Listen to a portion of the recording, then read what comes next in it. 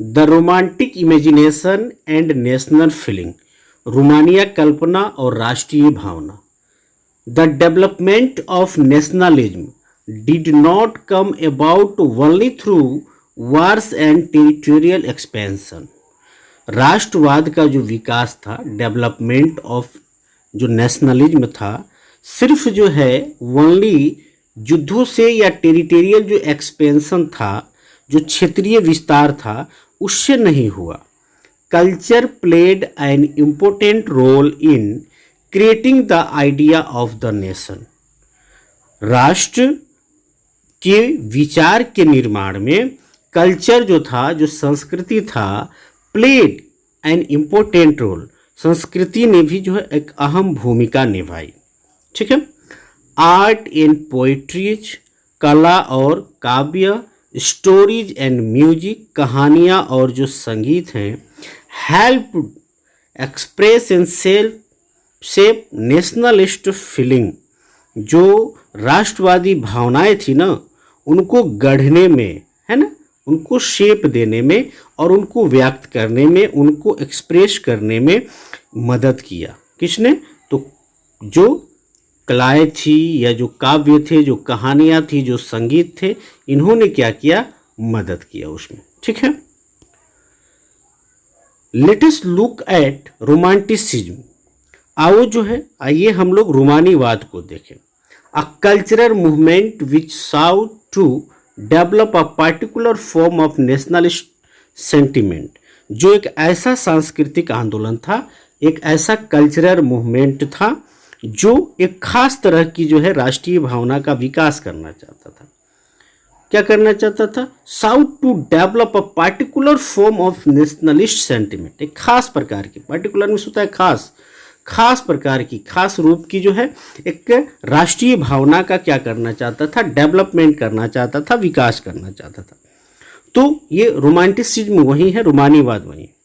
यानी रोमानीवाद को आप कह सकते हैं कि एक ऐसा सांस्कृतिक आंदोलन जो एक खास प्रकार के राष्ट्रीय भावना को जो है, राष्ट्रीय भावना का विकास करना चाहे। Romantic artist and poets generally criticise, generally का मतलब होता है सामान्य रूप से, सामान्य तौर पे। तो सामान्य तौर पे जनरली जो रोमांटिक आर्टिस्ट एंड पोएट्स थे, जो रोमानी कलाकार और कवि थे, वे क्रिटिसाइज करते थे, आलोचना किया करते थे। किसका? The glorification of reason and science. विज्ञान और तर्क वितर्क का जो महिमा मंडल था ना, महिमा मंडन था, उसकी वे लोग आलोचना किया करते थे, क्रिटिसाइज किया करते थे। ठीक है। अभी इस फिगर को लेके भी हम लोग जानेंगे, पहले आइए इसको देखते हैं। And focused instead on emotions, institution and mystical feelings. और इसके जगह पे जो इमोशंस थे, जो भावनाएं थी, जो इंट्यूशंस थे, जो अंतर्दृष्टि थी, और जो मिस्टिकल फीलिंग्स थी, जो रहस्यवादी भावनाएं थी या जो आध्यात्मिक भावनाएं थी, उसका क्या करते थे? तो उसका वे लोग उस पर जोर देते थे, उस पर फोकस करते थे, है ना, ये जोर देने का काम करते थे। ठीक है। Their effort was to create a sense of shared collective heritage। उनका जो एफोर्ट था, जो उनका प्रयास था ना, ये चीज़ था कि to create a sense of shared collective heritage. जो साझा सामूहिक, हेरिटेज का मतलब होता है विरासत, साझा सामूहिक विरासत की अनुभूति का था। एक कॉमन कल्चरल पास्ट, और जो है एक साझा सांस्कृतिक अतीत को जो है as the basis of the nation, राष्ट्र का आधार बनाने का था। कहने का मतलब ये है कि उनका क्या प्रयास था, वे क्या चाहते थे।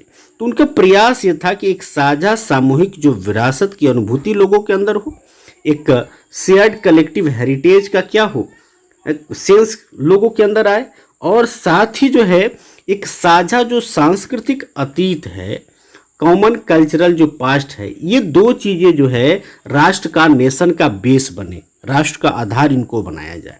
ठीक है।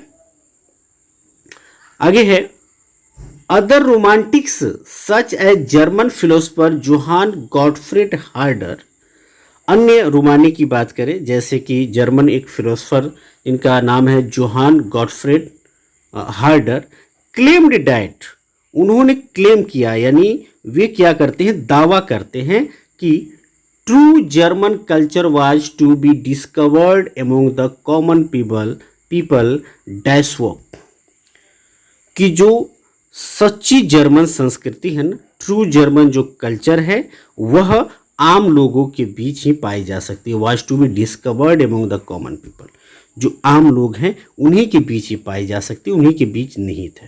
उनको क्या कहा जाता था, डैश वॉक कहा जाता था, आम लोग। It was through folk songs, है ना, folk poetry and folk dances that the true spirit of nation was popularized. राष्ट्र की सच्ची आत्मा जो थी वह लोकगीतों, जो फोक सॉन्ग्स थे, लोकगीतों या जो भी फोक पोएट्रीज थी, जो लोक काव्य थे या जन काव्य थे, और जो फोक डांसेस थे, जो लोक नृत्य थे, उन्हीं चीज़ों से प्रकट होती थी, उन्हीं चीज़ों से दिखाई देती थी। ठीक है, क्या चीज़, तो राष्ट्र की सच्ची आत्मा इन्हीं सारी चीज़ों में नहीं थी। So collecting and recording this forms of folk culture was essential to the project of national building. इसीलिए जो है लोक संस्कृति के, फोक कल्चर के इन रूपों को, है ना, इन फॉर्म्स को क्या करना, कलेक्ट करना, क्या करना, कलेक्ट करना और रिकॉर्ड करना इसेंशियल था, जरूरी था, to the project of nation building, राष्ट्र के निर्माण की परियोजना के लिए इन सभी चीजों को कलेक्ट करना, संगठित करना, इनको रिकॉर्ड करके रखना जरूरी था। ठीक है, आगे देखते हैं। इसको आगे बढ़ने से पहले थोड़ा सा इस फिगर के बारे में हम लोग जाने, थोड़ा सा फिगर मैं दिखा दूं आपको। ये पहले फिगर देखिए, यहाँ पे ये सारे लोग जख्मी हैं, बच्चे हैं, महिलाएं हैं, पुरुष भी हैं। ये सभी जो है एक नरसंहार को यहाँ दिखाया गया है। क्या है इसमें, figure 8, the massacre eight chaos, जो क्योस है वहाँ का जो नरसंहार है उसको दिखाया गया है। यूजीन डेलाक्रोआ 1824 में यूजीन डेलाक्रोआ ने इसको बनाया था। देखिए क्या लिखता है, the French painter Delacroix was one of the most important French romantic painters. जो फ्रांसीसी चित्रकार डेलाक्रोआ थे उस समय सबसे महत्वपूर्ण जो भी फ्रांसीसी फ्रेंच रोमानी चित्रकार थे उनमें से ये भी एक थे। This huge painting 4.19 metre into 3.54 metre, इतना इसका साइज है, इसके डायमेंशन को दिखाया गया है। This huge painting depicts an incident, ये जो विशाल पेंटिंग है ना, एक घटना को चित्रित करता है, एक घटना को डेपिक्ट करता है, चित्रित करना है ना, इंसिडेंट मीन्स घटना, in which 20,000 Greek were said to have been killed by Turks on the island of Chios. जिनमें क्या हुआ था कि क्योस द्वीप पर, ऐसा मैंने कहा जाता है कि क्योस के द्वीप पर जो है तुर्कों ने क्या किया था, 20,000 ग्रीक्स को, 20,000 यूनानियों को मार डाला था, ऐसा कहा जाता है, उसी को उन्होंने दिखाया। ठीक है, फिर आगे क्या है, बाई ड्रामेटाइजिंग द इंसिडेंट, इस घटना को नाटकीय बनाकर, focusing on suffering of womens and childrens, महिलाओं और बच्चों के जो दुख हैं, जो कष्ट हैं, उनकी पीड़ा हो, उसको केंद्र बिंदु बनाकर, एंड यूजिंग विविध कलर्स, और विभिन्न प्रकार के रंगों का प्रयोग करके, Delacroix sought to appeal to the emotions of the spectators. Delacroix क्या करते हैं, जो देखने वाले लोग हैं ना, उनकी भावनाएं उभारना चाहते हैं, और उभार कर जो है and create sympathy for the Greeks, और यूनानियों के लिए जो है समूह, जो सहानुभूति है, जो सिंपैथी है, उसको जगाने की वो कोशिश करते हैं कि भाई सिंपैथी आ जाए, सहानुभूति आ जाए। ठीक है, आइए देखते हैं आगे।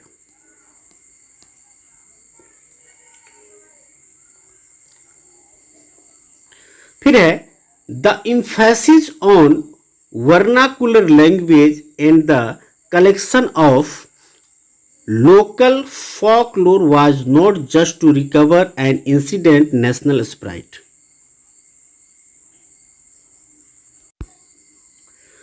The emphasis on vernacular language and the collection of local folklore was not just to recover an ancient national spirit. The emphasis on vernacular language, स्थानीय बोलियों पर। वर्नाकुलर लैंग्वेज का मतलब होता है स्थानीय बोली, स्थानीय बोली पर जो है बल देना, जोर देना, है ना।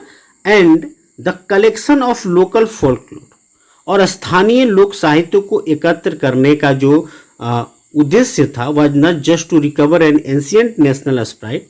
उसका उद्देश्य ये नहीं था कि केवल जो है प्राचीन राष्ट्रीय भावना को वापस लाया जाए, but also to carry the modern nationalist message to the large audience, बल्कि आधुनिक राष्ट्रीय संदेश को ज्यादा लोगों तक पहुंचाना था, who were mostly illiterate, जिसमें से ज्यादातर लोग क्या थे, अशिक्षित थे, पढ़े हुए अधिकांश लोग निरक्षर थे, उन तक पहुंचाना था।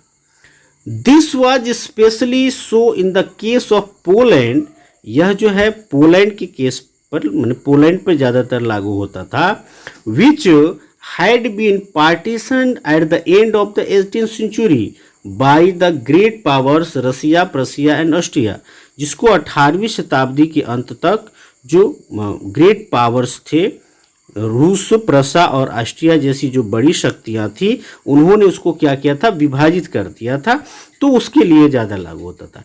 इवन तो जबकि या यद्यपि Poland no longer existed as an independent territory, Poland ज़्यादा दिनों तक स्वतंत्र नहीं रह सका, है ना, एक इंडिपेंडेंट क्षेत्र के रूप में नहीं रह सका। National feeling were kept alive through music and language, लेकिन म्यूजिक और भाषा के द्वारा, है ना, संगीत और भाषा के द्वारा उसने नेशनल जो फीलिंग है, जो राष्ट्रीय भावना है, उसको क्या किया, उसको जिंदा रखा। ठीक है।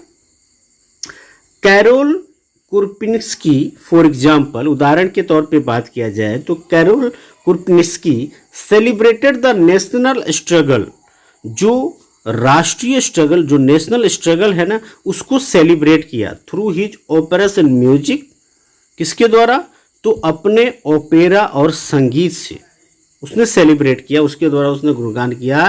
Turning folk dances like the polonaise and mazurka, जो उसके फोक डांस थे ना, जो उसके लोक नृत्य थे, कौन, पोलोनेज और मजूरका, जो उसका ये जो दोनों उसका जो लोक नृत्य था, इसको टर्न किया इनटू नेशनलिस्ट सिंबल। इन लोक नृत्यों को जो है राष्ट्रीय प्रतीकों में उसने क्या किया, बदल दिया। ठीक है। Language too played an important role in developing nationalist sentiment, भाषा ने भी जो है राष्ट्रीय भावनाओं के विकास में इंपोर्टेंट रोल को प्ले किया, इंपोर्टेंट रोल को, महत्वपूर्ण भूमिका को निभाया। आफ्टर रशियन ऑक्यूपेशन, रूसी कब्जे के बाद, the Polish language was forced out of schools and Russian language was imposed everywhere, Polish भाषा को स्कूलों से बलपूर्वक हटा दिया गया, और जो रशियन लैंग्वेज था ना, जो रूसी भाषा था, उसको हर जगह जबरन जो है लाद दिया गया, उसको इम्पोज कर दिया गया। ठीक है। यहां देखिए भाषा की भी बात आ जाती है कि भाई हमारी भाषा का अनादर किया जा रहा है। अब देखिए, इन 1831 N armed rebellion against Russian rule टूक प्लेस, 1831 ईस्वी में जो है रूस के विरुद्ध जो है एक सशस्त्र विद्रोह होता है ना, place which was ultimately crushed, जिसको जो क्या किया गया, आखिरकार कुचल दिया गया, यानी सक्सेसफुल नहीं हो पाया, लेकिन होता है। Following this many members of the clergy in Poland, बहुत सारे क्लर्जी के बहुत सारे सदस्य पोलैंड में जो है इसको फॉलो करते हुए, क्या रशियन भाषा और जो पोलैंड उनकी भाषा थी उसको देखते हुए, begin to use language as a weapon of national resistance, वे क्या करते हैं, जो उनकी अपनी भाषा है, जो पोलिश भाषा है, उस भाषा को एक हथियार के रूप में इस्तेमाल करना शुरू करते हैं। यानी जो वीपन ऑफ नेशनलिस्ट रेसिस्टेंस, जो राष्ट्रवादी विरोध के लिए एक हथियार के रूप में, एक वीपन के रूप में इस्तेमाल करना शुरू करते हैं। ठीक भाई, हम आपका विरोध करते हैं, हम पुलिस को ही इस्तेमाल करेंगे, हम रशियन का अनादर करें, रशियन का इस्तेमाल नहीं करेंगे। Police was used for church gathering, police का इस्तेमाल जो है चर्च के आयोजन में होने लगा, ये किया गया। एंड ऑल रिलीजियस इंस्ट्रक्शंस, और जितने भी धार्मिक काम होते थे, संपूर्ण धार्मिक जो है इंस्ट्रक्शंस में, शिक्षाओं में जो है पुलिस का इस्तेमाल हुआ। As a result a large number of priests and bishops were put in jail. इसका परिणाम ये हुआ कि बड़ी संख्या में जो पादरी थे और जो बिशप थे उनको जेल में बंद कर दिया गया और sent to Siberia by the Russian authority as punishment for their refusal to preach in Russia. और उनको क्या कर दिया गया, एक पनिशमेंट के तौर पे, है ना, रशियन अथॉरिटी के द्वारा उनको साइबेरिया भेज दिया गया, उनको जेल में डालकर उनको साइबेरिया भेज दिया गया। क्यों? क्योंकि उन्होंने क्या किया था कि उन्होंने जो है जो रशियन लैंग्वेज है उसका विरोध किया था, तो उसका प्रचार प्रसार करने से उन्होंने इनकार किया, उसका विरोध किया, अपोज किया, तो उनको क्या किया गया कि भाई जेल में डाल दिया गया, साइबेरिया भेज दिया गया। The use of Polish came to be seen as a symbol of struggle against Russian dominance. इस प्रकार से पुलिस भाषा का जो उपयोग था ना, वह अब उसको जो है जो रशियन डोमिनेंस था इसके विरुद्ध में, यानी इसके विरुद्ध जो है एक प्रतीक के रूप में इस्तेमाल होने लगा कि भाई अब कोई पुलिस भाषा का प्रयोग कर रहा है या उसका इस्तेमाल कर रहा है, इसका मतलब है कि वह रूसी जो यहाँ पे रूस का जो रशियन डोमिनेंस है उसके विरुद्ध संघर्ष करने की बात कर रहा है। तो इस तरह से इसको देखा जाने लगा। तो यहाँ देख सकते हैं कि लैंग्वेज ने भी क्या किया, लैंग्वेज ने भी राष्ट्रीय भावना को विकसित करने में जो है एक महत्वपूर्ण रोल अदा किया। ठीक है, आइए पेज के राइट साइड में जो दिया हुआ है इसको पढ़ते हैं कि क्या इसमें बातें लिखी गई हैं। देखिएगा, द ग्रिम ब्रदर्स, ग्रिम बंधु, folk tales and nation building, लोक कथाएं और राष्ट्र निर्माण। फोक टेल्स का मतलब होता है लोक कथाएं। Grimm's fairy tales is a familiar name, Grimm के जो फेरी टेल्स एक जाना पहचाना नाम है, एक फैमिलियर नेम है। The brothers Jacob and William Grimms were born in the German city of Hanau in 1785 and 1786 respectively, है ना। जैकब ग्रिम और विल्हेम ग्रिम, ये जो दो भाई थे, क्रमशः जो है जैकब ग्रिम का जन्म 1785 में होता है और जो विल्हेम ग्रिम है उसका जन्म जो है 1786 में होता है। ठीक है, कहाँ पे? तो जो जर्मनी का जो born in German city of Hanau, Germany का जो हनाउ शहर है वहाँ पे इनका जन्म होता है। While both of them studied law, दोनों जो है जिस समय कानून की पढ़ाई कर रहे थे, they soon developed an interest in collecting old folk tales. उन्होंने क्या किया, एक इंटरेस्ट दिखाया, उन्होंने जो है रुचि दिखाई, क्या चीज़ करने के लिए, कलेक्टिंग ओल्ड फोक टेल्स, जो कि पुराने जो लोक कथाएं थी उनको कलेक्ट करने में इन्होंने क्या किया, उनको इकट्ठा करने में इन्होंने रुचि दिखाई, यानी उन्होंने उसको क्या किया, इकट्ठा करना शुरू किया। ठीक है, they spend 6 years travelling from village to village, 6 साल इन्होंने अपना एक्सपेंड किया, गांव-गांव जाकर जो है ये काम करते रहे। Talking to people and writing down fairy tales, लोगों से बात करते रहे और जो फेरी टेल्स हैं, है ना, जो भी जो है कहानियाँ थी, परियों की जो कहानियाँ थी, which were handed down through the generations, जो कि पीढ़ी दर पीढ़ी चली आ रही थी, उन सभी को क्या किया इन्होंने, कलेक्ट किया, उनको राइटिंग किया, है ना, लोगों से बात किया और उसको राइटिंग किया। These were popular both among children and adults, ये जो है दोनों में, यानी जो बच्चे थे, ये जो कहानियाँ जितनी थी बच्चों में और जो बड़े लोग थे, जो एडल्ट्स थे, उनमें दोनों में जो है समान रूप से क्या थी, पॉपुलर थी, समान रूप से ये जो पसंद की जाती थी। In 1812 they published their first collection of tales.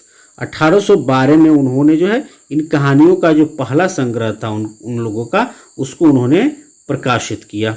ठीक है।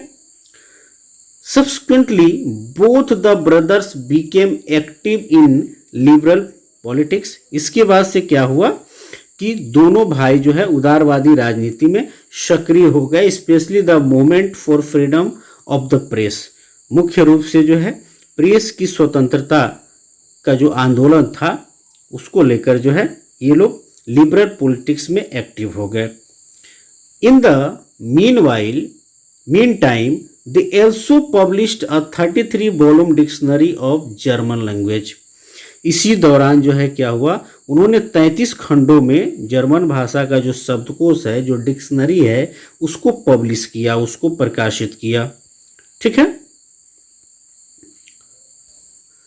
The Grimm brothers also saw French domination as a threat to German culture. Grimm बंधु जो है फ्रांस के वर्चस्व को, जो फ्रेंच डोमिनेशन था, उसको जो है जर्मन संस्कृति के लिए खतरा मानते थे, थ्रेट के तौर पे वे देखते थे। ठीक है। एंड बिलीव्ड डैट, और विश्वास उनका था कि क्या the folk tales they had collected were expressions of pure and authentic German spirit. जिन लोक कथाओं को उन्होंने कलेक्ट किया है, जिन लोक कथाओं को उन्होंने इकट्ठा किया है, वे जो है प्योर और सच्ची जर्मन भावना की अभिव्यक्त करते हैं, है ना। क्या करते हैं, प्योर एंड ऑथेंटिक जर्मन जो स्पिरिट है, जो स्प्राइट है, उसको क्या करते हैं, उसको एक्सप्रेस करते हैं, उसको अभिव्यक्त करते हैं। They considered their projects of collecting folk tales and developing the German language. वे किस रूप में मानते हैं, जो उनका काम था, प्रोजेक्ट क्या था, कलेक्टिंग फोक टेल्स, जो लोक कथाओं को कलेक्ट करने का उनका जो अपना काम था, और जर्मन भाषा को डेवलप करने का अपना काम था, as part of the wider effort to oppose French domination. जो फ्रांस का वर्चस्व था ना, उसको अपोज करने का एक वाइडर एफोर्ट लगाने के लिए, उसके विरोध करने का एक विस्तृत एक प्रयास इनका है, उसका वो पार्ट मानते थे, हिस्सा मानते थे। And create a German national identity, और जो है जर्मन राष्ट्रीय पहचान को क्रिएट करना मानते थे। यानी वे ऐसा मानते थे कि जो वे लोक कथाओं को कलेक्ट कर रहे हैं और जर्मन भाषा को जो विकसित कर रहे हैं ना, उसको जो डेवलप कर रहे हैं, इससे क्या होगा, जो फ्रेंच डोमिनेशन है इसका अपोज हो रहा है, इसका विरोध हो रहा है, और जो जर्मन नेशनल आइडेंटिटी है, जो जर्मन राष्ट्रीय पहचान है, उसको क्रिएट किया जा रहा है, उसको गढ़ने का काम किया जा रहा है। वो इस तरह से जो है अपने इस काम को कंसीडर करते थे, अपने इस काम को उस रूप में वो मानते थे या देखते थे। ठीक है। आइए इसके आगे की चीज़ों को जो है, ये जो आगे दिया हुआ है, hunger, hardship and popular revolt, इसको अगले पार्ट में पढ़ा जाएगा। Okay, thank you for watching.